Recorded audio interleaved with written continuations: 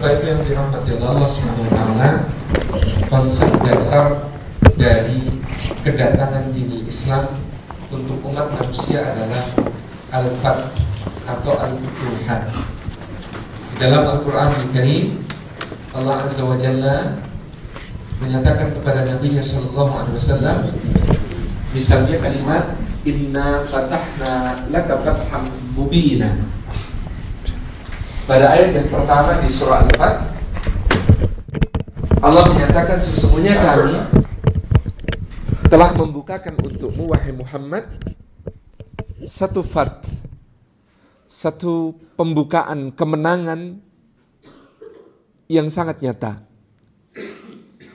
Jumhur mufassirin menyatakan ayat ini merujuk pada peristiwa Sulhul Hudaybiyah, penandatanganan perjanjian antara Nabi SAW dengan wakil Quraisy yakni Suhail bin Amr pada tahun ke-6 Hijriyah, ketika Nabi dihalang-halangi untuk masuk kota Makkah bersama para sahabat untuk menunaikan umrah, lalu berganti-ganti utusan Quraisy menemui Rasulullah SAW, membujuk beliau untuk menunda niatnya sampai akhirnya datang Suhail bin Amr. Karena utusan-utusan sebelumnya bukannya berhasil membujuk Rasulullah pulang, justru banyak yang bersimpati dan mendukung langkah Rasulullah. Misalnya Budail bin Warqa al-Khuzai, Urwah bin Mas'ud al-Thaqafi, dan lain sebagainya. Suhail bin Amr dan Nabi SAW menyepakati beberapa poin yang sekilas dohirnya tampak merugikan umat Islam pada waktu itu. Karena yang pertama, mereka tidak boleh masuk kota Makkah tahun itu, membatalkan niatnya pada tahun itu, menundanya setahun kemudian. Baru tahun ke-7 mereka diperbolehkan untuk menunaikan umrah.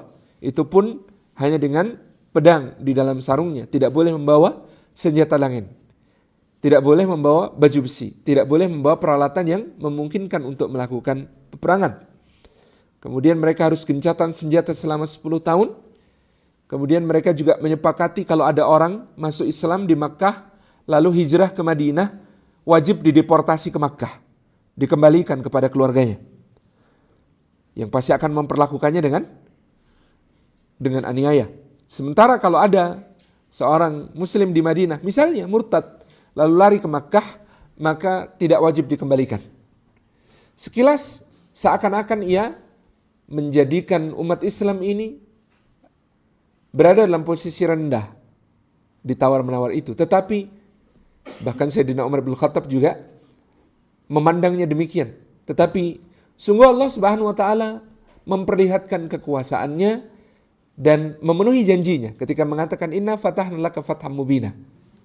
Apa yang jadi rujukan pada tahun ke-6 sampai ke-8 Hijriyah, 2 tahun menjelang Fathu Makkah, jumlah orang yang masuk Islam tahun 6 sampai 8 Hijriah ini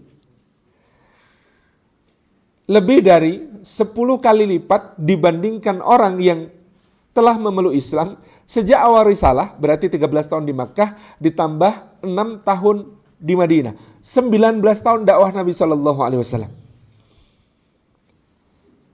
Pada tahun-tahun itu terjadi yang disebut sebagai Amul Wufud, tahun-tahun perutusan. Datang utusan berbagai kabilah untuk menyatakan bergabung dengan Nabi SAW. Disebabkan apa?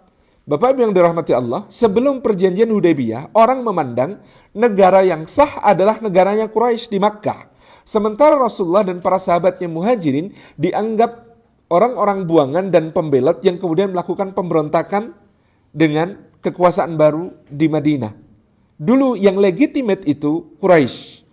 Tetapi ketika Quraisy mengajak Nabi SAW berunding, lalu mereka duduk setara merumuskan perjanjian Hudaybiyah, maka bangsa Arab kemudian memandang, oh sekarang setara. Dan yang satu progresif, yang satu decline. Yang satu semakin maju, yang satu tampak semakin surut. Itulah yang terlihat pada Rasulullah Muhammad yang semakin progresif umatnya di Madinah, sistem ketatanegaraannya semakin baik, sementara Makkah mengalami masa surut yang suram. Sehingga orang kemudian dengan logis mengatakan ini saatnya bergabung, mau pilih mana? Pilih pihak Quraisy atau pilih pihak Madinah. Khuza'ah misalnya, Budail bin Warqa al-Khuza'i yang tadinya jadi utusan Quraisy memihak kepada Rasulullah sallallahu alaihi wasallam. Ini disebut oleh Allah, inna fatahna laka fatham mubina. Sebuah perjanjian damai ternyata bisa membuka dakwah dengan cara yang lebih luas dan menjadi kemenangan yang jauh lebih besar. Yang kedua, di ayat ke-27 di surah yang sama, Allah mengatakan, laqad sadaqallahu rasulahu ru'ya bil haqq la tadkhulunnal masjidal harama insyaallahu aminin muhalliqina ru'usakum wa muqassirina la takhafun fa'alima ma lam ta'lamu faja'ala min duni dzalika fathan qariba. Pada tahun ke-7 Hijriah turun ayat bahwa Allah Subhanahu wa taala benar-benar telah memenuhi janjinya yang disampaikan melalui mimpi Rasulullah sallallahu alaihi wasallam dengan kebenaran bahwa kalian wahai umat Muhammad akan memasuki Masjidil Haram dengan keadaan aman, dalam keadaan tahalluq, mencukur rambutnya sampai gundul, artinya menyempurnakan manasik sampai tahallul, dan juga memangkas rambut bagi yang tidak menggundur rambutnya tanpa takut kepada apapun juga.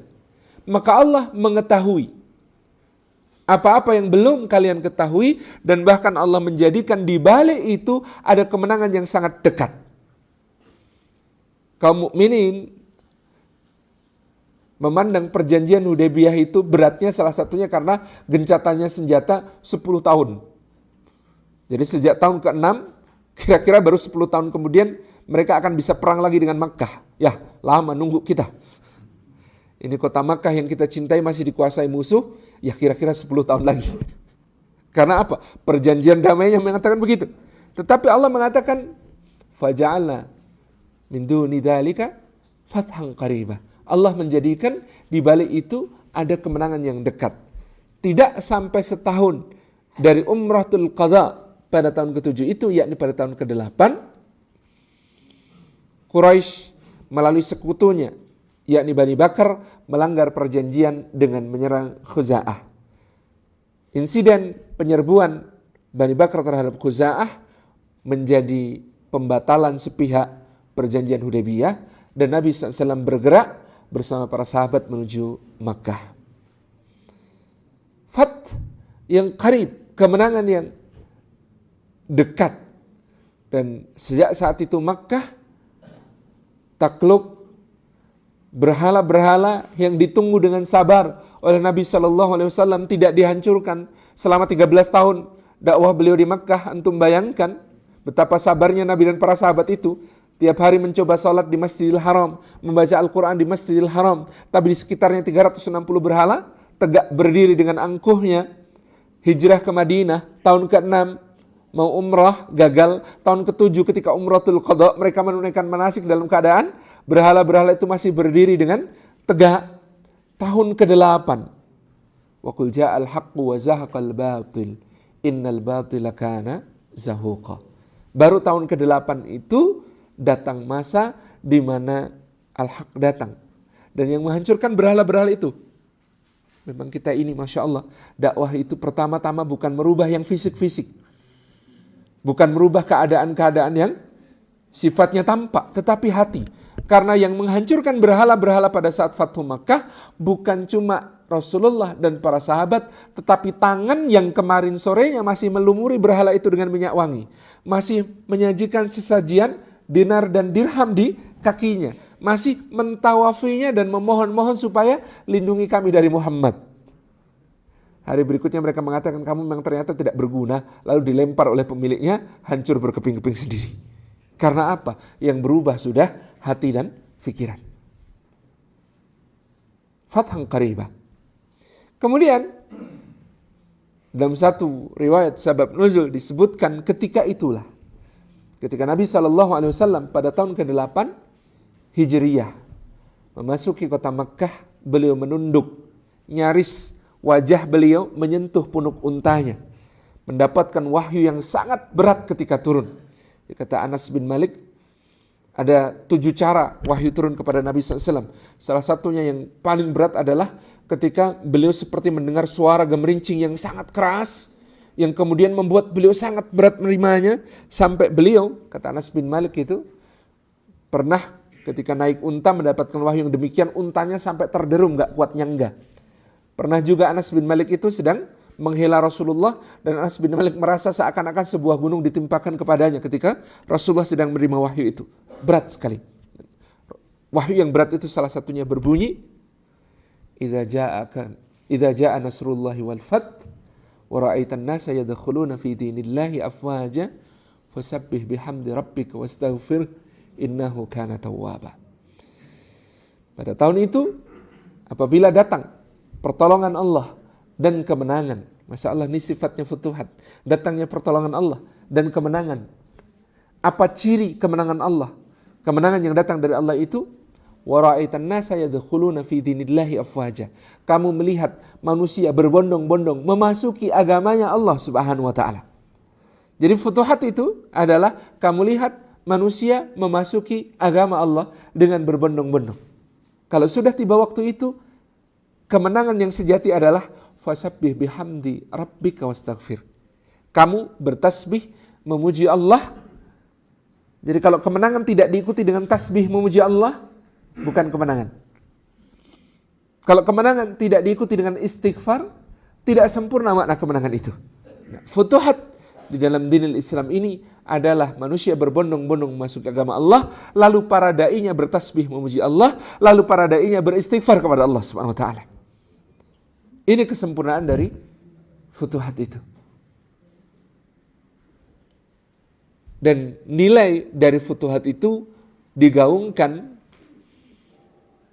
pada tahun ke-18 Hijriyah, ketika angkatan perang Sa'ad bin Abi Waqqas berkemah di seberang sungai Dajlah, sungai Tigris, sementara di seberangnya pasukannya Rustum, panglima Persia, juga ngecamp. Rustum bertanya kepada Sa'ad bin Abi Waqqas melalui surat, apa tujuan Tuan datang kemari? Sa'ad bin Abi Waqqas menjawab, kami adalah kaum yang dibangkitkan oleh Allah untuk membebaskan manusia dari penghambaan kepada sesama makhluk menuju menghamba kepada Al-Khaliq, Sang Pencipta semata, dan membebaskan manusia dari kezaliman agama-agama menuju keadilan Islam, dan membebaskan manusia dari sempitnya dunia menuju luasnya dunia dan akhirat. Perhatikan nilai futuhat yang 3 ini. Masya Allah, luar biasa. Bagaimana 3 nilai ini nanti juga diyakini oleh, jadi Rustum itu memeriksa pasukan ini, kira-kira ini pemahamannya panglima sama enggak dengan pemahaman anak buah. Kalau pemahaman panglima beda dengan anak buah, pasukan yang begitu gampang dikalahkan. Tapi ternyata setelah dites, Al-Mughirah bin Syu'bah, komandan lapangan yang ada di tengah, di level tengah, sama kalimatnya dengan Sa'ad bin Abi Waqqas. Bahkan Ribi' bin Amir, seorang prajurit yang paling bawah levelnya, paling rendah tingkatannya, juga memiliki pemahaman yang sama. Maka Rustum sudah bisa menebak pasukan yang seperti ini tidak terbendung. Tim yang antara pucuk pimpinan paling atas sampai anak buah paling bawah punya visi dan misi yang sama seperti ini, gitu ya. Ini tidak terkalahkan. Sehingga Bapak Ibu yang dirahmati oleh Allah Subhanahu wa taala, kita bisa melihat kejayaan askar Islam ini menggulung sebuah peradaban yang berusia ribuan tahun di Persia dengan pertolongan Allah Subhanahu wa taala, dan mereka membawakan sebuah agama yang mengubah wajah peradaban selama-lamanya, yang membebaskan manusia dari penghambaan kepada sesama manusia menuju menghamba hanya kepada Allah, yang membebaskan manusia dari sempitnya dunia menuju luasnya dunia dan akhirat, memperkenalkan konsep akhirat yang dengan itu menjadi luaslah dunia dan akhirat. Orang kalau hanya kenal dunia, dunia ini jadi sempit. Kenapa? Karena ukurannya sangat material, dan material itu sangat relatif. Membandingkan sedikit dengan yang lebih atas dari kita, kita jadi merasa miskin, gitu kan? Karena hanya mengenal dunia.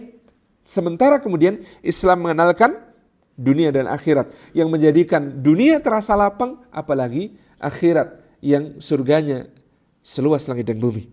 dan membebaskan manusia dari kezaliman agama-agama menuju keadilan Islam. Ini konsep yang harus dijaga. Kalau tidak dijaga, berbahaya. Contoh Andalusia. Kaum muslimin berkuasa di Andalusia 800 tahun. Tetapi hari ini Spanyol masih menjadi negara dengan tingkat Islamofobia salah satu yang tertinggi di Eropa. Setelah pada tahun 1490 dilakukan Reconquista, Ferdinand dari Aragon dan Isabella dari Castilla bergabung dan kemudian mengambil kembali negeri-negeri yang selama 800 tahun dikuasai oleh kaum muslimin, dengan yang terakhir adalah Qaranitah atau Granada. Granada ini sampai digambarkan gitu ya. Sultan terakhirnya itu namanya dalam literatur Spanyol disebut sebagai Boabdil. Bahasa Arabnya Abu Abdillah. Lalu dia naik ke bukit memandangi istananya Al-Hamra yang sangat indah itu, ditinggalkan dengan tangis. Dan di situ dia mendesah tangisnya, maka bukitnya sampai sekarang dinamai El Ultimo Sospiro del Moro. Artinya desah nafas terakhir orang Mor.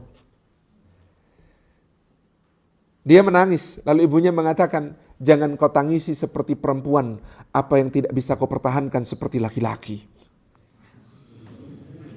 Ini kalimat luar biasa. Jangan kau tangisi seperti perempuan, apa yang tidak kau bisa pertahankan seperti laki-laki. Kalau kita baca literatur, misalnya Islam in Andalusia karya Ahmad Thompson, kita tahu apa sebabnya. Selama 800 tahun, dakwah tidak berjalan sebagaimana mestinya. Para penguasa ini berebut untuk memperbudak orang-orang berkulit putih menjadi sida-sida di istananya. Mereka menjajarkan budaknya dari berbagai warna kulit, dari yang paling putih sampai yang paling hitam. Mereka mengadakan pesta-pesta yang luar biasa. Pesta zaman Granada itu sampai digambarkan itu ya, bikin kolam dari khomer, di situ budak-budak disuruh telanjang berenang gitu ya. Terus orangnya pesta dari pinggirannya, minum anggurnya. Perdana Menteri terakhir Granada itu seorang Yahudi. Ketika disuruh minum dia nggak mau. Kenapa nggak mau? Itu budak-budaknya kan budak-budaknya Sultan semua. Kata dia, saya ini orang yang kalau minum kuahnya pasti pengen dagingnya. Jadi saya tidak mau membuat Sultan tersinggung. Jadi saya tidak usah minum saja, karena kalau saya minum kuahnya pasti pengen dagingnya. Subhanallah, sampai seperti itu kerusakannya. Nilai futuhatnya tidak dipelihara, tidak dijaga dengan sebaik-baiknya. Meskipun pada saat itu kejayaan ilmu pengetahuan, kejayaan peradaban menjadi model bagi seluruh Eropa. Duta besar Franka hilir mudik setiap tahun menyerahkan berbagai persembahan. Mereka harus berjalan di Madinatul Zahra, di Cordoba itu. Kalau duta besar Franka datang, dia harus lewat sebuah lorong yang dibuat dari pedang. Panjangnya 12 pasarang, sekitar 12 km. Itu nelusup di bawah pedang yang disilangkan. Horor sendiri kan itu. Sampai kemudian di sebuah istana yang Madinatul Zahra itu dibikin desainnya dengan seperti gambaran tentang surga yang ada di dalam Quran dan hadis. Jadi memang ada dibikin aliran-aliran sungai yang dibikin dari madu, aliran-aliran sungai dari susu, dari khomer, itu ada dibikin di Madinatul Zahra. Kemudian taman yang kemudian ditaburi misik gitu ya, tanahnya sewangi kasturi gitu, itu ada di Madinatul Zahra. Jadi mereka sampai di istana bagian pertama ini, Masya Allah gitu ya, itu sudah lihat ada orang duduk di meja kerja dikelilingi oleh banyak staf gitu ya, dikiranya itu khalifah, mereka sudah sujud-sujud. Lalu kemudian disuruh bangun, bangkit Tuan, kami ini hanya pelayan dari pelayan, dari pelayan, dari pelayan, dari pelayan, dari pelayannya khalifah, silahkan lanjutkan perjalanan. Masuk ke atas lagi, ada yang indah lagi, lebih indah lagi gitu ya, ada pohon-pohonan daunnya dari emas gitu ya, yang kemudian buahnya diganti setiap pagi dan sore, bebas dipetik kapan saja gitu. Itu kemudian ada di situ orang yang pakaiannya lebih indah dari yang tadi, singgasananya lebih megah, dikiranya khalifah, sujud lagi, lalu katakan, bangun Tuan, kami hanya pelayan, dari pelayan, dari pelayan, dari pelayan, dari pelayannya khalifah. Silahkan lanjutkan perjalanan Anda. Sampai istana lapis ketujuh, mereka ketemu Perdana Menteri, kemudian Perdana Menteri mempersilahkan untuk masuk ke istana khalifah. Justru bentuknya kayak gubuk. Ini kayaknya kezuhutan ya, tapi acting. Beda dengan Sayyidina Umar bin Khattab. Beda dengan Umar bin Abdul Aziz. Ini juga kayak kezuhutan, tapi untuk menunjukkan kekuatan Islam yang luar biasa. Masuk istana khalifah itu di tengah-tengah Madinatul Zahra itu bentuknya kayak gubuk. Lalu di dalamnya, waktu itu An-Nasir, Abdurrahman Ats-Tsalis, nama khalifahnya itu Abdurrahman III, dia ada di dalam, duduk di atas pasir, padahal tadi sudah marmer berbagai macam, granit berbagai macam. Ini sekarang duduknya di pasir, di depannya ada pedang, Al-Quran, dan api. Pakaiannya khalifah harganya tidak lebih dari 3 dirham. Beda dengan pakaian para stafnya yang sangat mewah dan megah. Kemudian khalifah mengatakan, kami tawarkan kepada Tuan ini, dia tunjuk Quran. Kalau Tuan tidak mau, akan kami berikan ini, dia tunjuk pedang. Kalau Tuan mati karena kami perangi, Tuan akan masuk ke dalam ini, masuk api neraka maksudnya.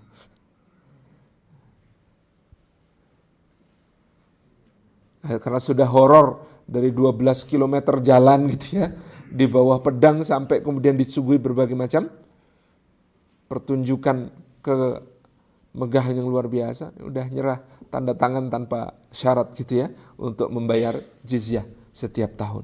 Sampai sedemikian keagungannya kalau ingin kita lihat pada masa itu, tetapi itu tidak bernilai apa-apa ketika kemudian nilai futuhat tidak dijaga. Kalau Bapak Ibu ke India, dinasti Mughal di India itu menguasai 3/4 anak benua selama 400 tahun. Tapi berapa muslimin yang ada di India sekarang? 10%. Kira-kira kenapa? Salah satu monumen yang menunjukkan itu namanya Taj Mahal. Shah Jahan itu kita kenang dengan sangat manis karena membangun Taj Mahal yang begitu indah. Aslinya Taj Mahal lebih indah dari sekarang. Karena dulu bukan cuma marmer putih yang begitu murni itu, yang indah sekali itu. Dulu dia dilak berbagai sudutnya itu dengan perak dan emas. Itu sudah dicopotin sama penjajah Inggris. Aslinya lebih indah lagi. Nah, Taj Mahal ini kuburan untuk seorang wanita. Tetapi cinta kepada seorang wanita yang istrinya Mumtaz Mahal mengalahkan cinta kepada rakyat, ini akan menjadi monumen yang melukai dakwah. Jadi selama masa pemerintahan Shah Jahan, 3 tahun kas negara hampir kosong karena dipakai untuk membangun Taj Mahal. Lalu apa yang kemudian terjadi? 30.000 budak Hindu gitu ya, juga tewas di dalam pembangunannya. Ini meninggalkan sebuah presiden dakwah. Sampai dulu saya bingung kenapa anaknya Shah Jahan namanya Aurangzeb Alamgir begitu naik tahta yang dilakukan pertama memenjarakan ayahnya. Karena memang betapa kemudian bencinya rakyat kepada kekuasaan Mughal gara-gara aksi sepihak membangun Taj Mahal ini. Jadi ini nilai yang kemudian harus dijaga. Nah, futuhat ini datang ke negeri kita dengan cara yang sangat manis. Bapak Ibu yang dirahmati Allah, izinkan saya, mudah-mudahan waktunya cukup, berbincang sejenak tentang ini. Waktu SMA mungkin Bapak Ibu sudah diajari tentang teori masuknya Islam ke Indonesia. Ada teori Arabia, ada teori Gujarat, ada teori Persia, bahkan ada teori Cina. Selain teori Arabia, menurut saya, semua bukti yang diajukan bukti sekunder. Contoh, teori Gujarat. Teori Gujarat yang dipelopori oleh Snook Hurgrunz mengatakan Islam masuk ke Indonesia lewat Gujarat pada abad ke-13 Masehi. Dibuktikan dengan sebuah kerajaan namanya Samudra Pasai. Bagaimana Anda percaya teori ini? Masa datang-datang sudah bikin kerajaan? Bagaimana Anda percaya teori ini? Karena buktinya sekunder, yaitu soal bentuk batu nisan. Kita tahu, kita belanja beli batu nisan, belum tentu kemudian belajar agamanya ke situ. Ini ada toko batu nisan, Pak, kita belinya ke situ. Apa kemudian pasti belanjanya, belajar agama Islamnya kepada pemilik toko batu nisan? Kan enggak, gitu ya. Jadi teori Gujarat ini gugur dalam seminar masuknya Islam ke Indonesia di Medan pada tahun 1970 yang dihadiri di antaranya oleh Hamka yang kemudian menelanjangi teori-teori lain ini dengan luar biasa. Kemudian teori Persia itu karena kesamaan beberapa ritual dan beberapa istilah saja. Buktinya itu, kedatangan Islam melalui Persia. Kemudian ada teori Cina. Masuknya Islam ke Indonesia ini justru karena dari Cina. Ini dibuktikan dengan berita-berita Cina tentang para penganut Islam pertama di Indonesia yang memakai nama-nama Cina. Ini kata Hamka, lah kebalik. Itu orang Cina nyebut nama Muslim jadi payak bahasa Cina. Bukan kemudian orang Muslimnya berasal dari Cina gitu. Tetapi kemudian ini adalah satu kondisi di mana berita Cina menyebut nama-nama Muslim pertama di Indonesia yang kemudian dicinakan jadi namanya kayak orang Cina. Meskipun nanti kita tidak akan menafikan ada peran yang sangat besar dari berbagai bangsa itu ke semuanya. Baik Persia, India, Gujarat maupun Cina di dalam pertumbuhan Islam di generasi berikutnya. Tapi soal masuknya Islam, Hamka punya bukti yang lebih kukuh dengan teori Arabianya. Yaitu di Museum Oxford masih tersimpan dengan baik 2 buah surat. Pengirimnya sama, tetapi penerimanya berbeda. Pengirimnya adalah seorang maharaja besar yang bernama Sri Indrawarman. Kerajaannya namanya Sriwijaya. Disebut oleh orang Arab sebagai sebuah negeri yang disebut sebagai Saribuza. Sriwijaya itu. Atau dalam literatur Cina disebut sebagai Silifosi. Dan selama bertahun-tahun Sriwijaya menjadi mitra strategis bagi dinasti besar yang berkuasa di Cina namanya dinasti Tang.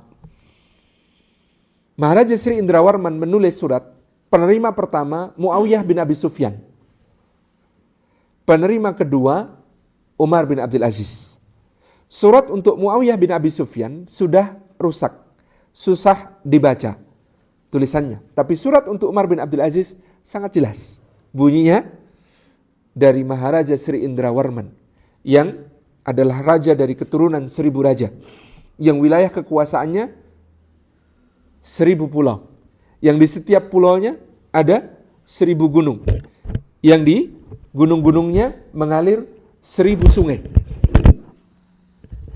Yang di kandangnya ada 1000 gajah. Yang armada perangnya terdiri atas 1000 kapal. Ini semuanya 1000. Yang permaisurnya juga keturunan 1000 raja. Kepada Raja Arab yang tidak menyembah dewa-dewa selain satu Tuhan saja. Apa bunyi suratnya setelah konsideran yang sangat luar biasa itu? Aku kirimkan beberapa hadiah kecil sebagai tanda persahabatan kepadamu. Disebutkan hadiah-hadiah itu antara lain adalah lada, kemudian kayu manis, lalu ada gaharu, bahan parfum yang sampai sekarang menjadi favorit orang Arab. Kemudian ada gading gajah, kulit harimau, dan berbagai macam hadiah yang lainnya. Lalu kalimat berikutnya, Indrawarman mengatakan, kirimkanlah beberapa orang yang bisa mengajarkan agama Tuhan kepadaku. Semoga Tuhan membalas kebaikan Tuhan. Clear. Ini surat abad pertama Hijriah. Ini surat abad pertama Hijriah. Ada seorang raja sudah minta dikirimkan mu'alim, seorang pengajar. Yang berarti kemungkinan besar pada saat itu di Bandar Raya Sriwijaya, pelabuhan akbarnya itu telah bermukim secara musiman karena menunggu angin itu berganti arah untuk pelayan mereka, para pedagang muslim yang akhlaknya sangat memikat hati raja. Membuat dia ingin belajar tentang agama itu. Sampai mengirimkan surat kepada khalifahnya kaum muslimin di Damaskus. Jauh sekali. Ini terkonfirmasi karena ternyata Umar bin Abdul Aziz mengirim bukan cuma muallim nantinya, tetapi juga budak. Untuk menunjukkan keluasan Islam, Umar bin Abdul Aziz mengirimkan 2 budak yang juga sangat fasih membaca Al-Quran dan berasal dari 2 bangsa yang berbeda.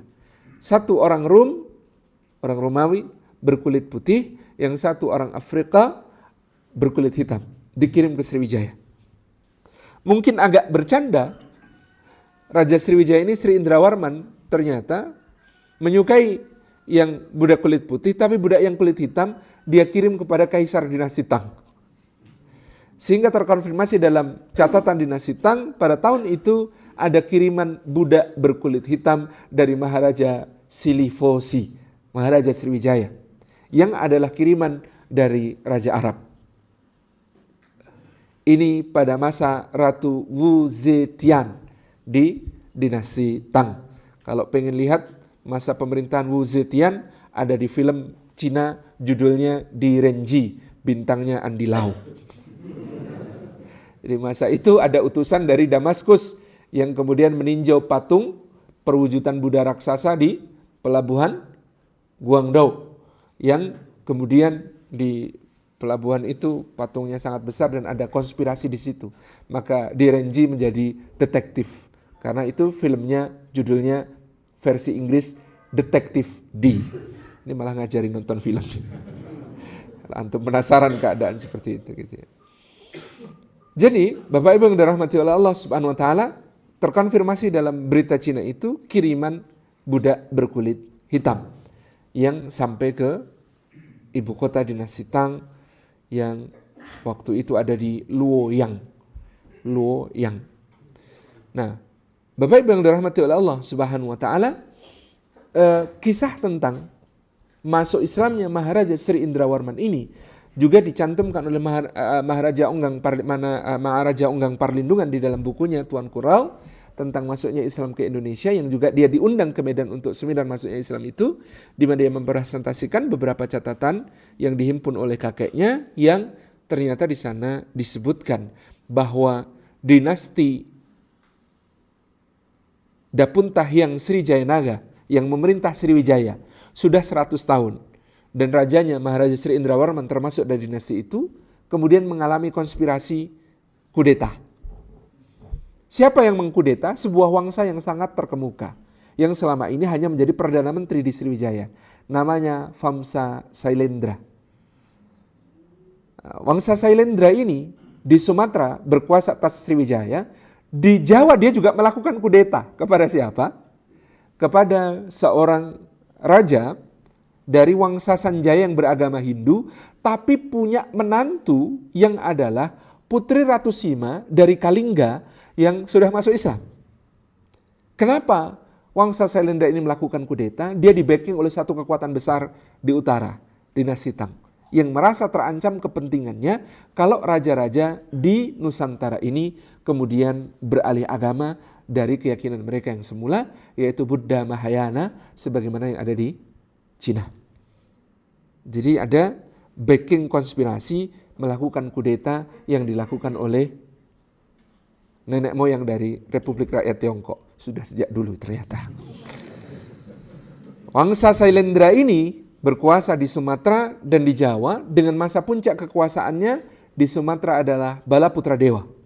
Di Jawa adalah paman dari Balaputra Dewa, atau menurut sebagian riwayat, kata Profesor Samad Mulyana, adalah kakak atau ayah dari Balaputra Dewa yang namanya Raja, siapa bapaknya Pramodawardhani itu? Sebentar kok jadi lupa. Nah, nanti kalau ingat ya. Nah, inilah masa dibangunnya Borobudur di Jawa. dari raja ini. Tapi orang Hindu di Jawa tidak menyerah. Mereka melakukan sebuah harokah yang disebut sebagai gerakan partapan. Para pertapa, jaringan para pemuka agama ini bikin gerakan yang bisa melakukan kudeta. Kudeta ala Jawa itu selalu halus. Dilakukan dengan apa? Mereka punya tokoh Wangsa Sanjaya yang ganteng, pinter gitu ya. Yang namanya Rakai Pikatan. Makanya pandai memikat. Gitu. Yang kemudian akhirnya diambil menantu oleh sang raja ini, menikahi Pramodawardhani, lalu kekuasaan kembali ke tangan Wangsa Hindu. Karena mertuanya bikin Borobudur yang begitu megah, Pikatan cemburu. Dia bikin kemudian Prambanan yang diselesaikan dalam 4 generasi, sampai ke cicitnya baru selesai. Untuk menandingi kemegahan Borobudur itu, dia bikin Prambanan yang kita lihat sekarang. Jadi bukan semalam Pak bikinnya, 4 generasi. Jadi Bapak Ibu yang dirahmati Allah Subhanahu wa taala, inilah menurut kesimpulan Hamka umat Islam pertama di Nusantara. Dalam sejarah kita, gelombang pertama Islamisasi, kedatangan Islam itu pada masa Maharaja Indrawarman. Redup memang, tetapi kemudian datang lagi gelombang kedua. Ini juga atas berkat rahmat Allah yang Maha Kuasa.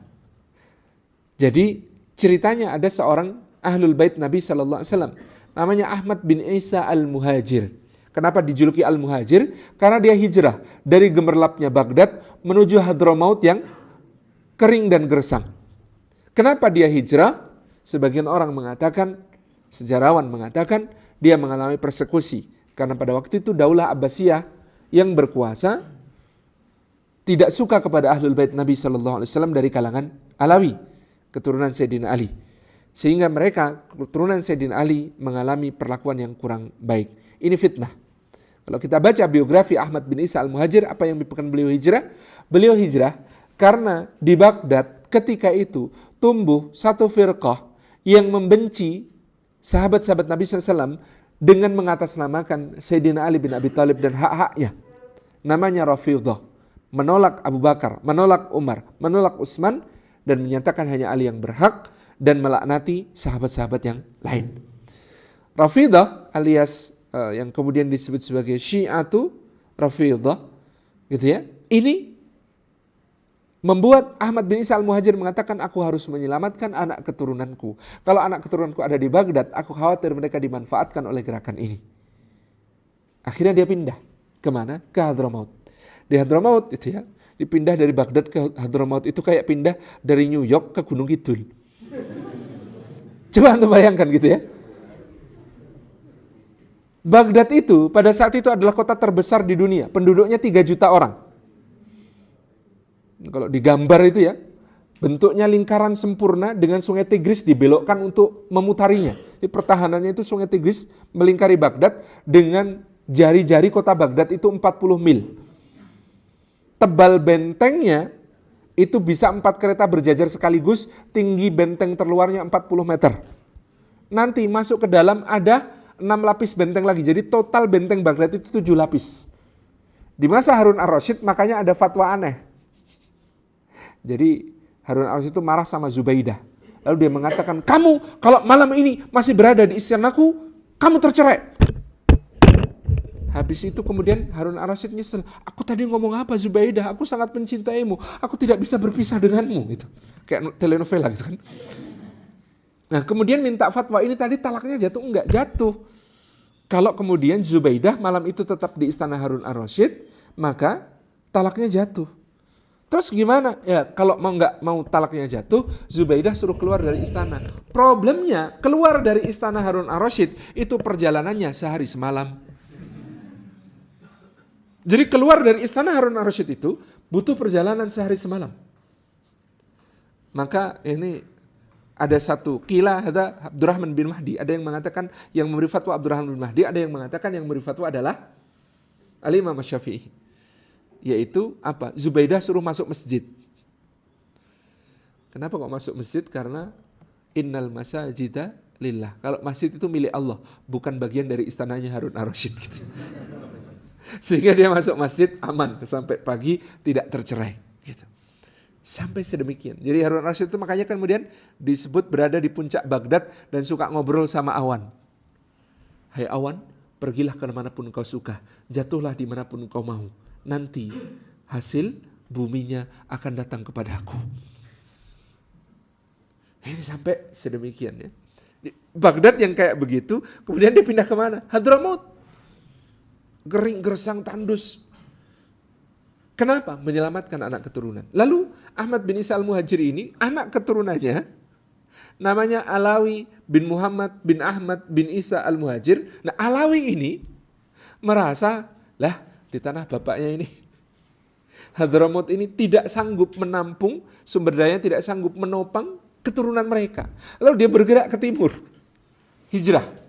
Nah, anak keturunan Alawi bin Muhammad bin Ahmad bin Isa al-Muhajir ini, yang kemudian semakin bergerak ke timur. Ada yang sampai Gujarat, ada yang sampai Champa. Nah, Champa ini masih perdebatan para sejarawan. Mana yang disebut Champa? Champa itu bisa jadi Champanya Kamboja yang sampai sekarang masih ada komunitas muslim di sana. Bisa juga Jempa. Jempa itu di Aceh. Kerajaan Jempa itu ada di Aceh, lebih tua dari Samudra Pasai. Champa. Bergerak ke timur, ada yang sampai ke Kepulauan Riau. Bergerak kemana-mana. Maka Ba'alawi, yang disebut sebagai Ba'alawi, keturunan Alawi bin Muhammad bin Ahmad bin Isa al-Muhajir ini sampai ke berbagai negeri. Mereka memelihara tradisi keturunannya yang adalah Ahlul Bait Rasulullah SAW dengan corak pengamalan bermadhab Syafi'i, dan inilah gelombang kedua kedatangan Islam ke Nusantara melalui habaib-habaib. Dan mereka ini karena ganteng-ganteng, bapak-bapak ibu-ibu, cepat diambil mantu sama raja-raja Nusantara. Inilah yang membuat dinasti-dinasti mereka kemudian memiliki banyak kerajaan di Nusantara. Kalau kita perhatikan, Al-Qadri ada di Pontianak, ada juga di Riau, di Siak gitu ya. Kemudian ada Wangsa yang lain. Bahkan menurut satu silsilah, Hamengkubuwono I dari Yogyakarta, dari jalur ibu adalah berasal dari Basyaiban. Satu bagian juga dari Ba'alawi. Dan banyak lagi wilayah-wilayah lain yang kita bisa perhatikan. Ini gelombang kedua. Gelombang ketiga, Bapak Ibu yang dirahmati Allah Subhanahu wa taala, ini pendirian kerajaan-kerajaan di Nusantara yang coraknya corak kerajaan jihad. Kita tahu bedanya kerajaan jihad dengan kerajaan yang membangun peradaban. Kerajaan jihad itu sifatnya pokoknya benteng-bentengnya kuat, angkatan perangnya kuat, tapi kemudian secara pembangunan di darat tidak terlalu. Ini karena perang salib. Perang salib ini meluas. Pengaruhnya ke timur dan negara-negara muslim saat itu ingin mengamankan berbagai daerah dari gangguan musuhnya. Maka kita akan lihat corak kerajaan ini muncul di abad ke-12 dan 13 Hijriah. Ada Perlak di Aceh, yang kemudian ada Sumatra, Samudra, ada Basai, Pasai, kemudian ada di kerajaan-kerajaan ini Malaka, ada kerajaan-kerajaan di pelabuhan yang kemudian mereka menjaga lalu lintas selaut agar tidak dikuasai oleh musuh-musuhnya. Kenapa ini ada hubungan dengan perang salib? Kita bisa melihat dinasti Salihiyah di Sumatera misalnya yang didirikan oleh Malikus Salih. Malikus Salih ini menggunakan nama gelar Sultan dan Malik. Ini dua gelar yang sangat khas Ayyubiyah dan Mamlukiyah. Di dinasti Ayyubiyah, keturunannya Salahuddin al-Ayyubi yang berkuasa di Syria dan Mesir, itu menggunakan gelar Sultan Malik. Gitu ya, Al-Malik As-Saleh Ayyub, Al-Malik gitu ya, Al-Kamil, Al-Malik, itu pakai gelar itu sultan-sultannya. Demikian pula Sultan Mamluk gitu ya, Al-Malik Ruknuddin Baibars, Al-Malik Muzaffar Qutus, Al-Malik gitu ya, Saifuddin Qalawun. Ini nama-nama itu pakai Sultan dan Malik. Dan itu yang dipakai di Samudra Pasai. Malikus Salih, Malikud Dahir gitu ya, dan lain sebagainya. Ini generasi ketiga. Maksudnya Islam yang sudah bisa membuat kerajaan. Makanya tadi saya pertanyakan tentang teori Gujarat. Masa datang sudah bisa bikin kerajaan? Itu agak dipaksakan gitu ya. Ayo kita datang ke sana jadi muslim. Kita bikin kerajaan langsung gitu ya. Agak susah diterima gitu ya. Kalau datang-datang langsung bikin kerajaan. Ini melalui proses. Dan proses itu dipercepat, diakselerasi oleh terjadinya perang salib di Timur Tengah. Yang kemudian sampai ke Nusantara, pengaruhnya membuat diamankannya kota-kota pantai dan pelabuhan untuk mengamankan jalur perdagangan yang sangat memberi kekayaan kepada semua pihak, yaitu rempah-rempah. Ini memperkuat juga kedatangan Islam ke Nusantara. Pasai menjadi pusat belajar Islam. Generasi keempat kedatangan Islam yang nanti datang dengan lebih terencana, kebanyakan berpangkalan di Pasai, dididik di Pasai. Sebelum mereka dididik di Makkah, mereka banyak yang mengambil pendidikannya di Pasai. Inilah generasi keempat yang lebih terencana, yaitu dengan kedatangan tim dakwah yang berusaha mengislamkan dengan prinsip seperti yang dianut oleh Pak DN Aidit, Jawa adalah kunci. Ternyata kuncinya Nusantara ada di Jawa. Dan ketika itu sebuah imperium besar bernama Majapahit sedang mengalami surut. Setelah masa kejayaan besar, di masa Hayam Wuruk dia surut dan pada saat itu terjadi perang saudara besar namanya Perang Paragreg.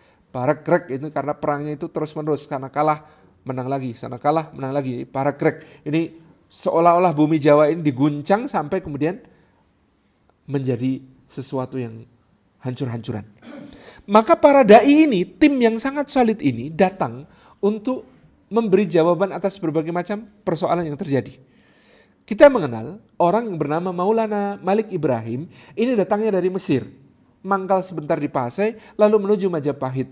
Mendarat di Gresik, apa yang dilakukan? Yang pertama, dia ini seorang fellah dari Mesir, seorang petani ahli irigasi dari Mesir, yang dia bangun kemudian di Muara Brantas, di Muara Kalimas, di Muara Sungai Bengawan Solo adalah membuat bendungan-bendungan kecil dan saluran irigasi untuk membuat sawah cetak yang airnya stabil.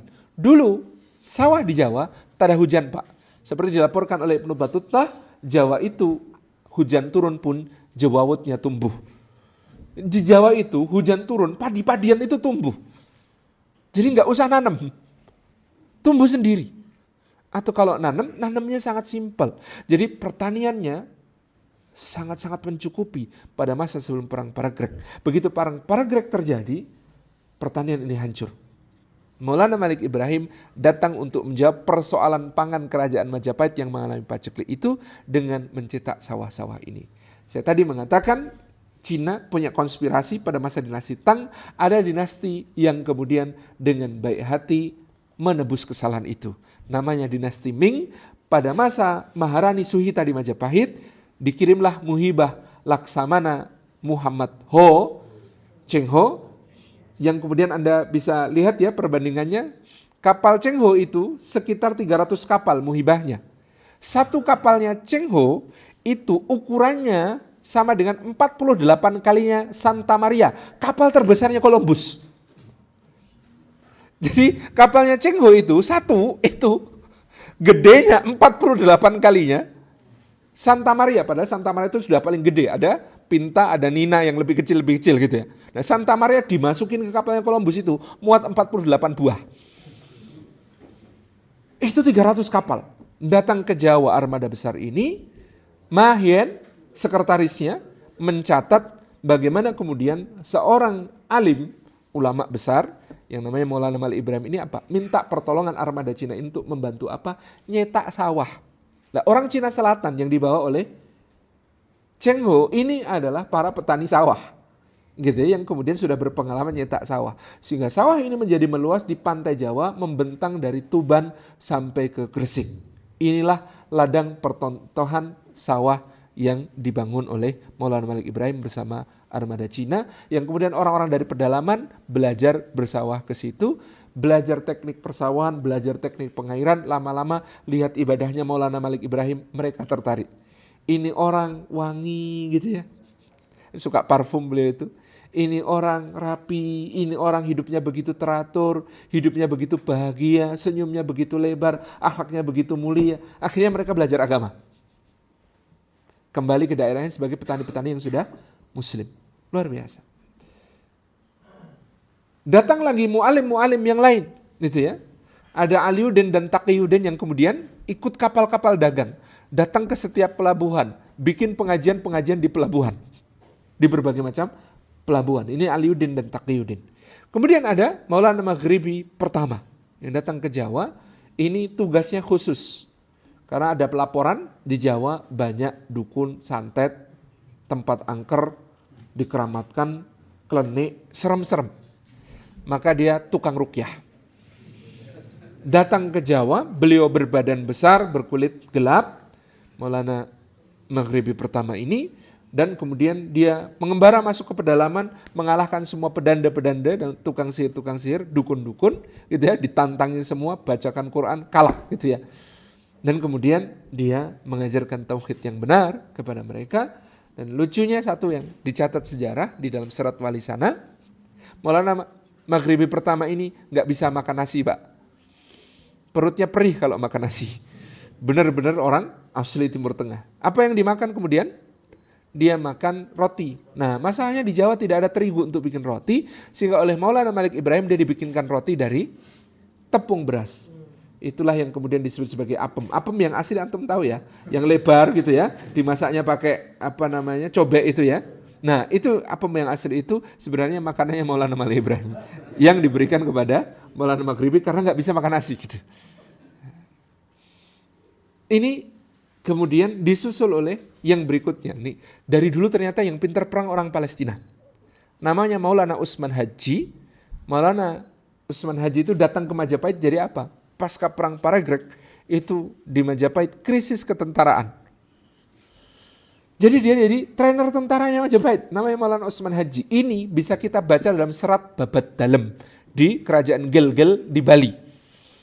Jadi ceritanya ada Raja Gelgel gitu ya, itu datang ke Majapahit untuk seba, ketika pulang diperbantukan untuknya 60 pengawal. 60 pengawal ini semuanya muslim karena pelatih tentara Majapahit itu muslim, namanya Utsman Haji. Nah, Maulana Utsman Haji ini ayah dari Maulana Ja'far As-Sadiq yang kemudian disebut sebagai Sunan Kudus. Kenapa namanya Sunan Kudus? Karena dia bikin kota yang diberi nama Kudus. Kenapa Kudus? Kudus itu Al-Quds, negeri asalnya. Bahkan dia ambil batu dari Masjidil Aqsa untuk dipasang di masjidnya yang juga diberi nama Masjidil Aqsa. Ini Masyaikh Palestina itu kalau ke Jogja saya selalu usul ayo dibawa ke Kudus. Nanti Sister City, Jerusalem dengan Kudus gitu ya. Ya memang Sister City gitu. Dari dulu sudah Sister City itu. Karena pendirinya adalah benar-benar orang Palestina, diberi nama Kudus dan diberi nama Masjidil Aqsa. Nah, Bapak Ibu yang dirahmati Allah Subhanahu wa taala, ini pelatih tentara ini ada sampai kemudian disebut sebagai Nyama Selam. Nyama Selam 60 orang pertama di Bali yang adalah Nyama itu saudara, Selam itu muslim. Saudara muslimnya orang Bali yang sangat mereka banggakan karena akhlaknya mulia dan keterampilan perangnya di atas rata-rata. Di prajurit muslim itu kemampuan perangnya pasti tinggi. Belanda dulu itu kalau ngambil tentara itu dari Bugis, Ternate gitu ya, itu kualitasnya tinggi. Madura, Bugis, Ternate, Madura, itu pasukan bayarannya Belanda yang muslim untuk memerangi pahlawan-pahlawan kita. Tapi diambil dari muslim, itu kemampuan perangnya tinggi. Jadi sampai-sampai dikatakan satu prajurit Madura atau satu prajurit Bugis itu senilai dengan 4 prajurit Bali. Beda kekuatan mental perangnya itu beda. Memang ini prajurit muslim didikannya Maulana Utsman Haji ini luar biasa. Nah, Majapahit juga mengalami krisis ketatanegaraan Bapak Ibu. Jadi saya berani bicara begini nanti dikira Wali Songo itu mitos. Enggak.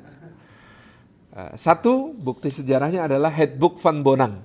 Headbook Van Bonang ini ada di arsip kerajaan di Leiden University, Koninklijk Archief di Leiden University, karena Cornelis de Houtman, orang Belanda yang datang ke Nusantara pertama, mendarat di Banten 1596 dan ditolak.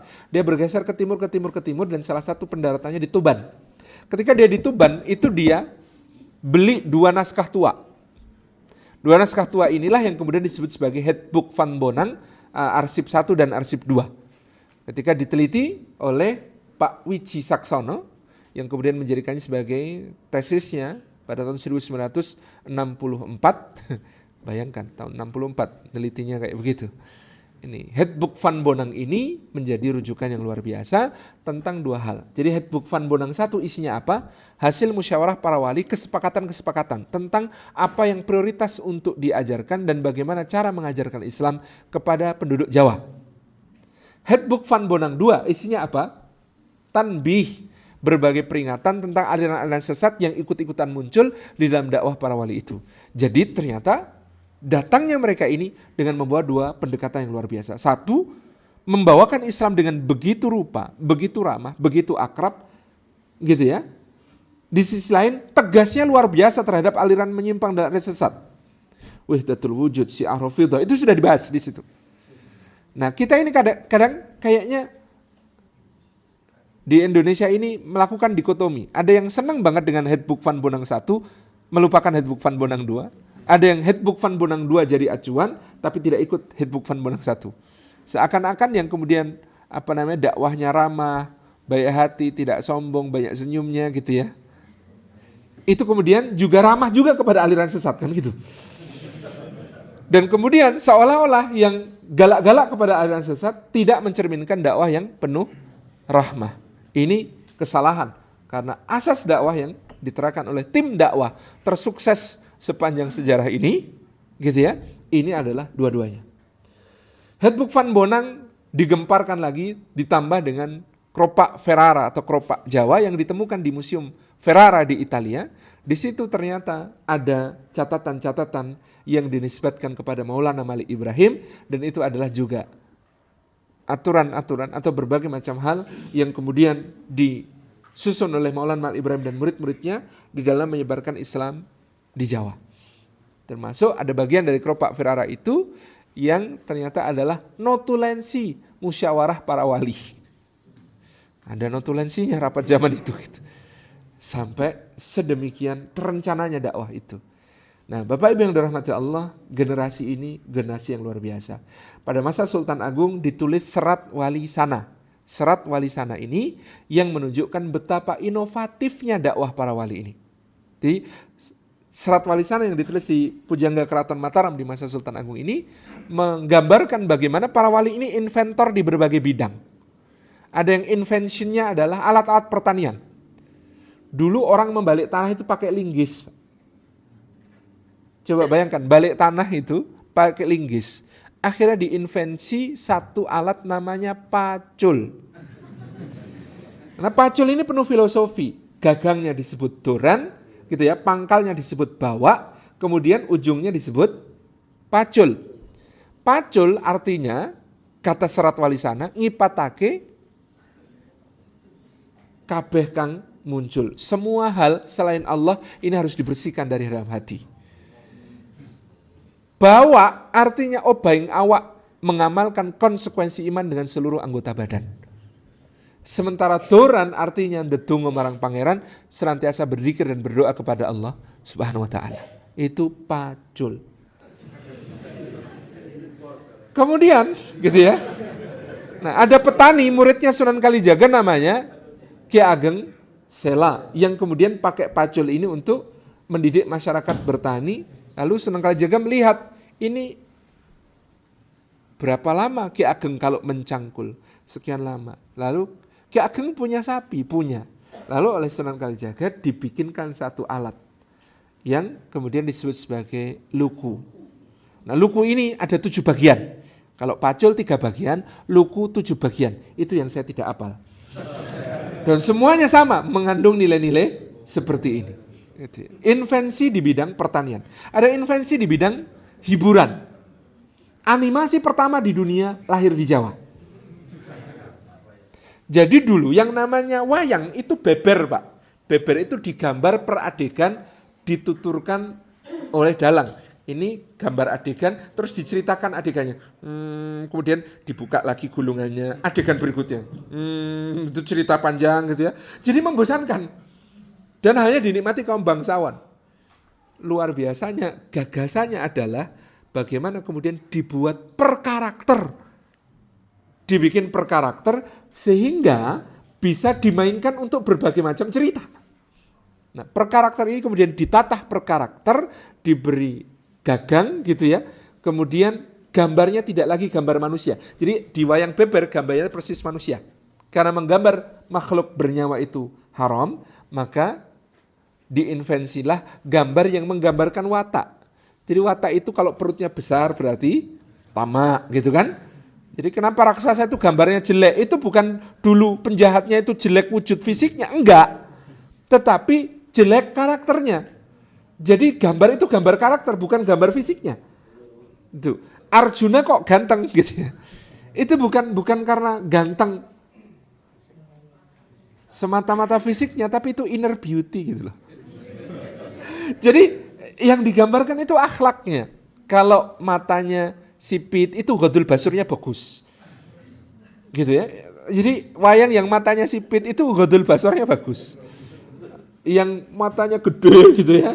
Nah itu beda dengan yang matanya tipis gitu ya. Yang bibirnya tipis dengan yang buka mulutnya. Itu beda akhlak gitu ya. Itu jadi itu gambaran akhlak semuanya. Bukan gambaran fisik. Sehingga per karakter dan itulah kenapa dinamai karakter. Jadi gambar itu kenapa dinamai karakter gitu ya. Karena itu memang menggambarkan karakternya. Lalu dimainkan. Dan pertunjukannya kemudian dibuka untuk masyarakat umum. Nah, tiketnya bayar dengan mengucapkan asyhadu alla ilaha illallah wa asyhadu anna muhammadar rasulullah. Ceritanya diubah, dimodifikasi sedemikian rupa. Ini nanti ada perkembangan menarik Bapak Ibu yang dirahmati Allah. Jadi pada masa awal dakwah, cerita Mahabharata dan Ramayana masih digunakan untuk dakwah. Karena itu cerita yang akrab dengan masyarakat. Tapi nanti ada masa di mana Pujangga Mataram, ini ada di tesisnya Mas Susianto, master dan kandidat doktor sejarah dari Universitas Diponegoro. Beliau menulis apa? Menarik sekali hasil penelitiannya. Bagaimana pada masa Mataram nanti pujangga-pujangga keraton Mataram itu mendeindianisasi karya sastra Jawa, diubah menjadi Turkisasi. Dulu gitu ya, di karya sastra pra Mataram itu pahlawan-pahlawannya masih India. Arjuna, Yudhistira, masih pahlawan-pahlawan India. Tokoh kebaikannya masih tokoh kebaikan India. Tapi sudah masuk Islam. Karena pakai jimat kalimat syahadat atau kalimat sodo itu. Jadi Yudhistiranya sudah muslim, makanya istrinya itu bukan istri untuk berlima, tapi istrinya kakak doang gitu ya.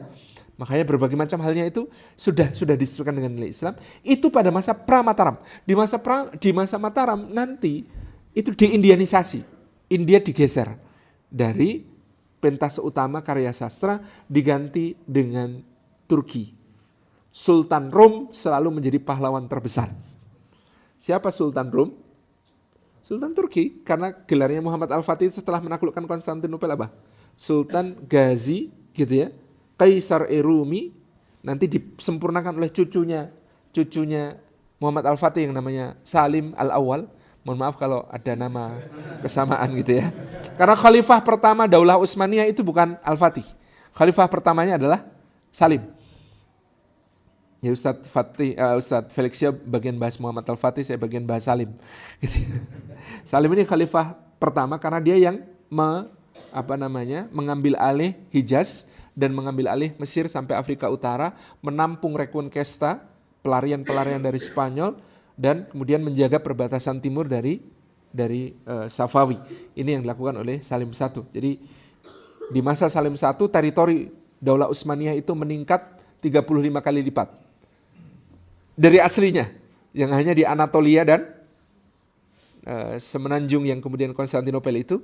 Pada masa Salim I kekuasaan Utsmaniyah itu luasnya meningkat 35 kali lipat.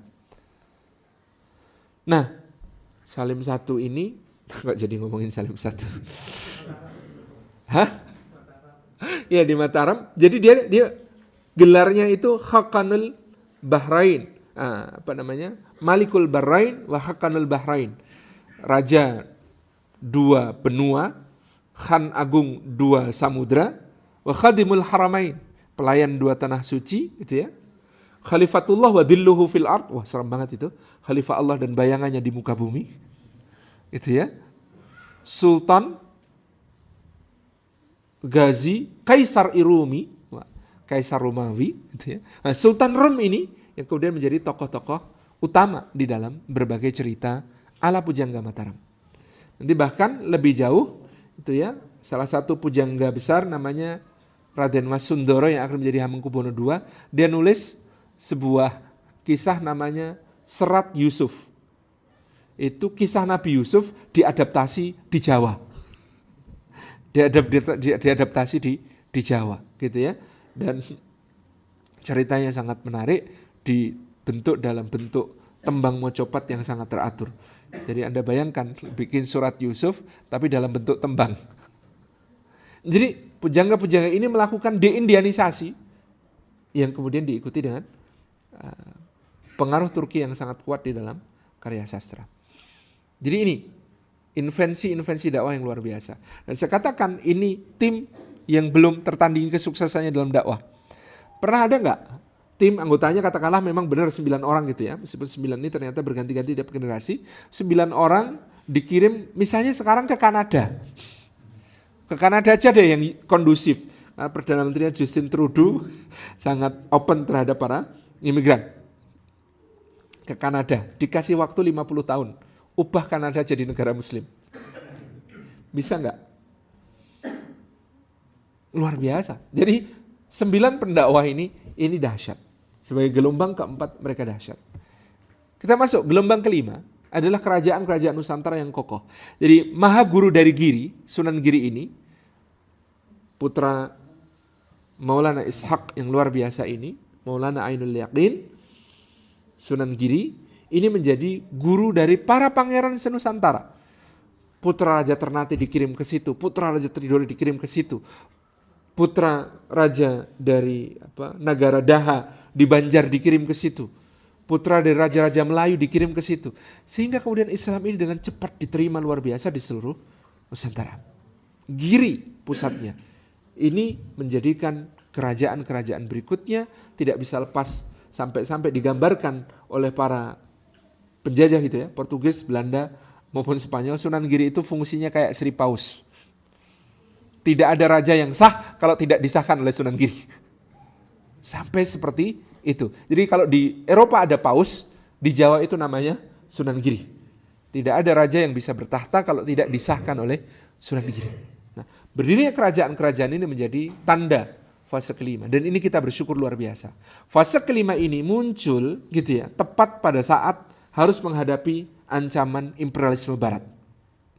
Jadi kita ini bukan 350 tahun dijajah. Kita ini 350 tahun berjuang melawan penjajah. Beda banget. Anda bandingkan dengan penduduk asli Amerika. Native American itu aslinya sebelum datangnya Columbus, sebelum datangnya Pizarro, sebelum datangnya Cortez, sebelum datangnya Amerigo Vespucci, berapa jumlahnya? Perdebatan, tapi angka perdebatannya ngeri, antara 50 juta sampai 110 juta. Jadi jumlah Native American, penduduk asli Indian itu kira-kira hampir 100 juta orang sebelum kedatangan Columbus. Dengan kedatangan penjelajah Eropa itu nyaris punah mereka. Nggak bertahan sama sekali. Ngeri. Karena selain membawa penjajahan yang begitu kejam, perampokan yang begitu luar biasa, mereka juga membawa penyakit yang mematikan dari Eropa. Australia, aborigin, berapa jumlahnya? Sebelum kedatangan James Cook, sebelum kedatangan Admiral Flinders, berapa jumlahnya? 8 sampai 20 juta, Pak. Sekarang berapa puluh ribu yang tersisa? Dikonservasi lagi. Dengan cara yang sangat-sangat menistakan seperti itu, mereka nggak bertahan. Kenapa? Karena mereka tidak punya sistem keyakinan seperti yang ada di Nusantara yang membuat manusia mau berjuang. Itulah dinul Islam. Kenapa kita bertahan? Agama ini, agama Islam. Raja-raja Nusantara ini dengan gigih berperang melawan penjajah. Iskandar Muda di Aceh habis-habisan menggempur Malaka yang dikuasai Portugis. Sultan Agung dari Mataram habis-habisan membentur Batavia, kemarin diceritakan oleh teman-teman gitu ya di Jogja ini. Dulu gitu ya, Jayakarta direbut dan menjadi Batavia yang dikuasai satu kongsi dagang namanya VOC saja. Sultan Agung mengerahkan pasukan dari seluruh Jawa untuk mengepung. Lah wong sekarang dikuasai 9 kongsi dagang gitu. Masa kita nggak bergerak gitu? Masa kita nggak bergerak gitu? Gitu. Jadi ini problem Batavia. Gitu. Jadi sampai sebegitunya mereka bergerak di Ternate itu ya, Baabullah membawa pulang jasad ayahnya Hairun yang bersimbah darah dari benteng Portugis, kemudian menggerakkan itu ya segera armadanya itu, kekuatannya hampir 300 kora-kora yang kemudian menghancurkan dudukan seluruh penjajah asing di bumi Kiraha gitu ya. Kemudian di Goa Tallo, Alauddin terlambat, Hasanuddin anaknya kewalahan menghadapi Cornelis Spelman yang sudah terlalu kuat angkatan laut VOC yang ada di Nusantara gitu ya. Karenggalesong setelah kekalahan Goa Tallo kemudian bergabung dengan Jawa, dan sampai sekarang persaudaraan Jawa dengan Goa Tallo ini sangat kuat. Dan kalau ke Jogja nanti pasti ada kampung namanya Daengan, tempat tinggalnya daeng-daeng. Ada kampung namanya Bugisan, orang-orang Bugis ada di situ. Itu prajurit dulu. Karena prajurit Keraton Yogyakarta yang dari Bugis dan dari Makassar itu sangat diterima dengan welcome. Di sana mereka berjuang, habis pemimpinnya datang ke Jawa membantu Mangkubumi ketika 9 tahun dari 1746 sampai 1755 berperang melawan Gubernur Jenderal Van Imhoff yang akhirnya mati terkepung di Benteng Ungaran. Anda bisa bayangkan zaman itu gelora jihad raja-raja Nusantara. Ini gelombang kelima.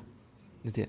Gelombang keenam itu ya ketika kemudian kekuasaan raja-raja ini dihabisi oleh penjajahan, maka gerakannya timbul dari masyarakat. Gerakan perlawanan timbul dari masyarakat. Mereka berhaji, yang pulang haji menggerakkan revolusi. Maka saya nulis satu artikel yang judulnya Haji Manusia Berbahaya. Karena haji itu pulang itu mengerikan. Dampak yang dibawa oleh haji-haji yang pulang ini mengerikan. Jadi haji-haji yang kemudian dikarantina dan onrus dan banyak yang disuntik mati di situ itu kalau pulang ke kampungnya harus pakai titel haji. Biar apa? Biar gampang diawasi. Pak Haji, Bu Haji itu gampang diawasi. Oh itu Pak Haji, Bu Haji, awasi. Kiprahnya harus diawasi tengah masyarakat. Karena kita lihat ada haji-haji yang luar biasa. Haji miskin, Haji Sumani, Haji Piobang pulang ke Minangkabau, merevolusi pemahaman keagamaan, bentrok dengan kaum adat, tapi ujungnya jihad melawan penjajah. Gitu kan? Di Nusantara gitu ya, ada Haji Baderan, Haji Melangi. Gitu. Kemudian ada Haji Pulukadang, Haji Mojo. Ini haji-haji pulang langsung kemudian bikin konspirasi of silence, kata Saleh Asad Jamhari, dengan seorang pangeran keraton yang sangat terhormat dan saleh namanya Diponegoro. Bikin sebuah perang yang paling membangkrutkan penjajahan Belanda selama berada di Indonesia. Padahal cuma 5 tahun. Kata anak Jogja malah cuma 5 menit, 1825 sampai 1830 gitu ya. 5 menit saja kocar kacir Belanda gitu ya. Gimana kalau lebih gitu. Ini haji-haji yang pulang pada abad ke-19.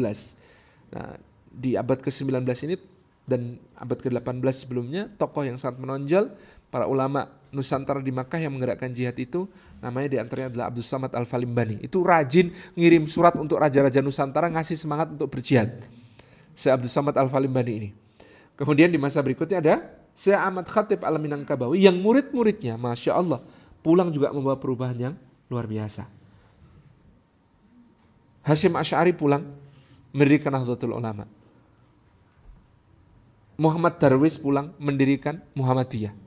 Ganti nama jadi Ahmad Dahlan. Ini konon pemberian Syekh Ahmad Khatib nama ini. Ahmad Dahlan. Kemudian itu ya, ada yang Sumatera Tawalib berdiri di Minangkabau. Berbagai daerah dengan luar biasa haji-haji ini pulang.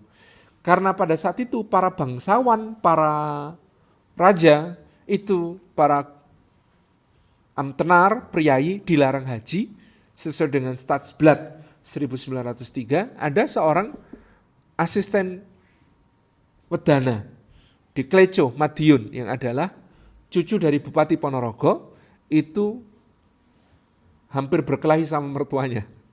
Gara-gara apa? Dia mengundurkan diri dari jabatan di gubernemen hanya untuk berangkat haji. Namanya Umar Said. Dia berangkat haji gitu ya, kemudian pulang menjadi Raja Jawa tanpa mahkota. Umar Said Cokro Aminoto membesarkan syarikat Islam gitu ya. Di rumahnya di Peneleh, di Surabaya bikin kos-kosan, ternyata bikin kos-kosan ini jalan dakwah yang luar biasa. Di kos-kosannya ngekos semua orang yang nanti akan disebut sebagai bapak bangsa. Di situ ada Soekarno ngekos, Semaun juga ngekos, Darsono juga ngekos, konon Muso juga pernah mampir ngekos, gitu ya. Sekar Maji Marijan Kartosuwiryo juga ngekos di situ. Banyak tokoh-tokoh yang lain. Agus Salim juga numpang selama di Surabaya di situ. Ini tempat yang luar biasa di Peneleh ini. Meskipun memang Pak Cokro ini tidak intervensi pada ideologi anak-anaknya yang tinggal di situ. Jadi ya yang kayak Semaun Darsono yang akhirnya keluar karena tidak tahan dengan warna Islam kentalnya Cokro Aminoto, tetap seperti itu.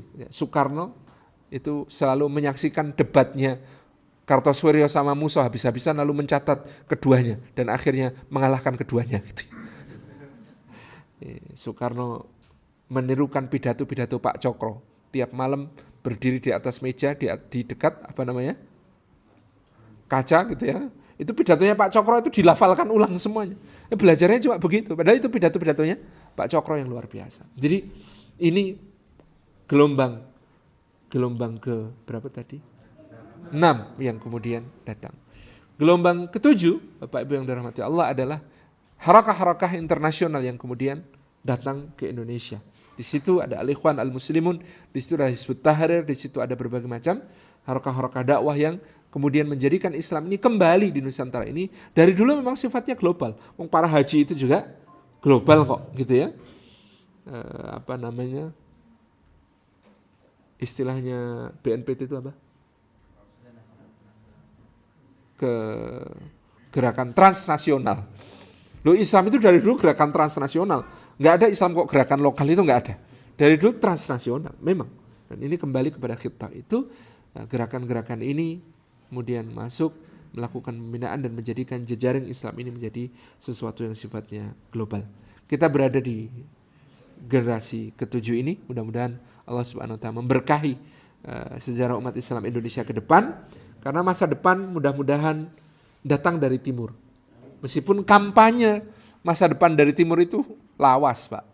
Kalau sekarang ada orang ngaku-ngaku Daulah Islamiyah bawa bendera hitam dari arah Afghanistan bergerak ke barat, itu lawas banget. Kenapa? Daulah Abbasiyah dulu ketika kemudian mengalahkan Daulah Umayyah itu juga bergeraknya dari Khurasan, bawa benderanya juga hitam. Jadi antum mesti tahu, Daulah Umayyah itu benderanya warna putih.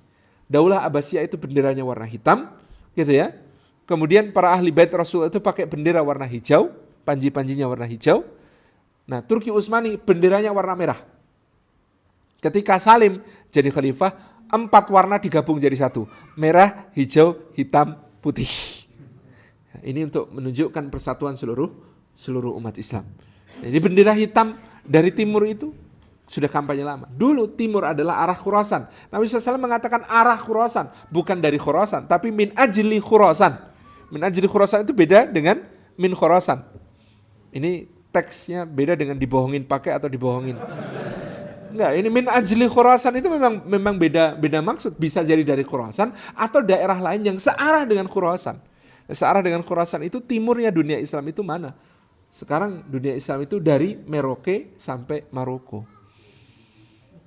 Kata Ustadz Fadlan Garamatan, manusia pertama di muka bumi yang sholat adalah orang Papua. Manusia pertama di muka bumi yang sholat adalah orang Papua. Orang Papua sudah sholat subuh, orang Mekah baru sholat isya. Iya kan? Iya, orang Papua sudah sholat subuh, orang Mekah baru sholat isya. Itulah kenapa orang Papua itu orang pertama di muka bumi yang sholat. Sangat layak menjadi pemimpin peradaban, kata beliau. Ya, ini dari timur yang saya pernah tulis dan kemudian menjadi banyak disebarkan dengan diganti-ganti judulnya dan disesuaikan konteks macam-macam itu ya. Obrolan saya dengan Syekh Abu Bakar Al-Awawidah yang saya mengatakan, kok ini Palestina nggak selesai-selesai apa? Nunggu bangsa Arab bersatu? Kata beliau, enggak.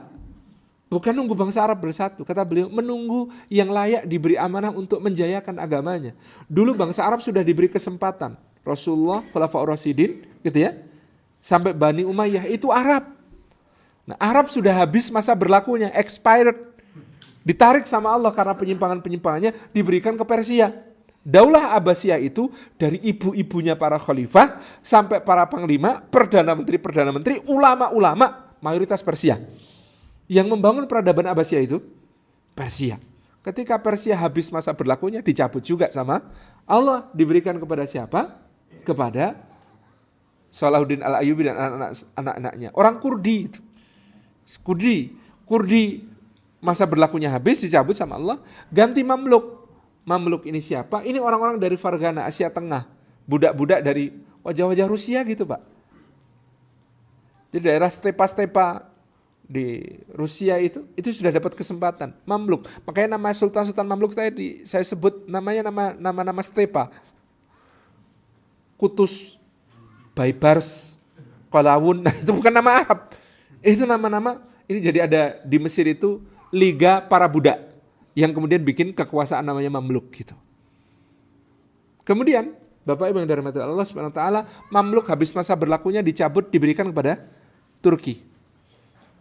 Muhammad Al-Fatih lewat Salim ke anak-anaknya. Turki habis masa berlakunya, kata Syekh Abu Bakar Al-Alwidah, nah sekarang sampai sekarang itu belum diberikan kepada gilirannya kepada bangsa lain. Padahal yang jumlahnya banyak dan belum dapat giliran, itu hidungnya pesek, kulitnya sawo matang, kata beliau. Ini belum dapat giliran sendiri di antara bangsa-bangsa besar yang menjadi pemimpin dunia Islam. Belum dapat giliran. Makanya kayaknya orang Palestina itu, kata beliau, harus sabar nunggu orang Indonesia siap memimpin peradaban itu. Ada yang sekarang itu, gitu ya, terobsesi dengan Turki.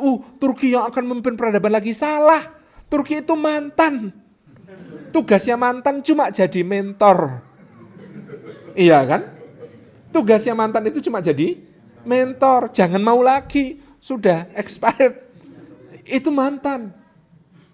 Jadi mohon maaf Pak Erdogan, Anda mantan. Yang calon kami. Makanya sekarang saya berusaha ikut aktif membina hubungan baik Turki dengan di Indonesia ini. Jogja dengan Fatih Belediyesi sedang kita rancang untuk segera jadi sister city. Fatih Belediyesi itu mana? Kota praja yang ada di dalam Istanbul, old city-nya. Di old city Fatih Belediyesi itu ada yang di situ ada Topkapi, ada Masjid Biru, ada Hagia Sophia, gitu ya. Nah, kawasan itu yang disebut sebagai Fatih Belediyesi, nanti sampai Masjid Fatih, sampai Masjid Ortakoy, sampai Masjid Bayazid, itu daerah itu yang disebut sebagai Fatih Belediyesi, itu akan kita persaudarakan dengan Yogyakarta. Berbagai bukti sejarah sedang kita gali hubungan antara Mataram yang sangat Turkish oriented di Nusantara dengan Turki. Goal kita Sister City tahun depan, mohon doanya, dan goal berikutnya adalah didirikannya pusat kebudayaan Mataram Ottoman di Yogyakarta. Karena kemarin mereka tersinggung. Wali Kota Yogyakarta cuma ngajukan proyek untuk Museum Mini Peradaban Islam, nilainya cuma M. Mereka tersinggung. Kami kalau enggak triliun enggak. Jadi Menteri Kebudayaan Turki gitu ya, kemudian satu perusahaan yang menaungi berbagai heritage Turki sama Wali Kota Fatih Belediyesi itu mengatakan, lah kok miliaran, menurunkan gengsi kami aja. Kita sedang lobby ulang dan mohon doa, saya sedang menulis, rencananya mau trilogi, mudah-mudahan 2017 ini bulan April terbit seri pertama, judulnya Sang Pangeran dan Yeni seri terakhir. Ini tulisan sejarah, kita bumbui fiksi tapi sebenarnya ingin mengungkap sejarah, dan agar sejarah jadi nikmat di kunyah anak-anak kita. Ini adalah tentang seorang Perdana Menteri Turki, namanya Sadrazam atau Vezir-i A'zam, ini adalah Perdana Menteri, namanya Bayraktar Mustafa Pasha, yang terbunuh pada peristiwa tahun 1808 bulan November tanggal 15, bertepatan dengan tanggal 27 Ramadan. Terbunuh di Istanbul, tapi akan ada hubungannya dengan perang besar yang terjadi di Jawa tahun 1825 sampai 1830. Ceritanya begitu. Mohon doanya segera selesai. Baru sampai chapter 4 nulisnya. Ini Januari tanggal 18 sampai 23 harus presentasi di Istanbul. Mohon doanya mudah-mudahan lancar. Insya Allah. Gitu ya. Jadi ini proses kita. Jadi antum ini calon. Bukan makmum. Antum calon imam. Bahwa ada mantan imam yang masih bersinar-sinar, memang kita harus belajar kepada mantan imam. Insya Allah ini optimisme kita semua di dalam sejarah umat Islam di Indonesia. Begitu ya. Kita ini umat yang tahan uji, tahan banting. 350 tahun berjihad melawan penjajah. Masa mimpin nggak sanggup? Kalau kita mampu bertahan dari penjajahan yang begitu rupa 350 tahun, gitu ya. Masa kita nggak bisa untuk memimpin? Insya Allah kita mampu. Jazakumullah khairan. Assalamualaikum warahmatullahi wabarakatuh.